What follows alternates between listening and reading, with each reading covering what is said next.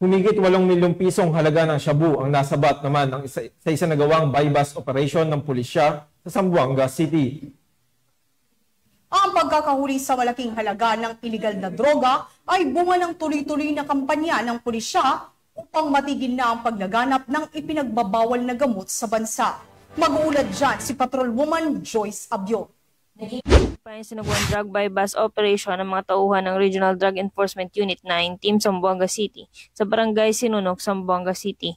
Ang matagumpay na operasyon ay nagresulta sa pagkakadakip kay Elias Mat, 36 na taong gulang at residente ng nasabing kanilang kampanya kontra illegal na droga. Ito ay alinsunod sa isa sa pangunahing prioridad ng administrasyon na labanan ng mga sindikato ng droga sa pamamagitan ng pagpigil sa kanilang illegal na aktibidad at pagbuwag sa kanilang operasyon. Mula rito sa Zamboanga Peninsula, ako ang inyong PNN correspondent, Patrolwoman Joyce Abyo, alagad ng batas, tagataguyod ng Balitang Pulis. Maraming salamat, Patrolwoman Abyo.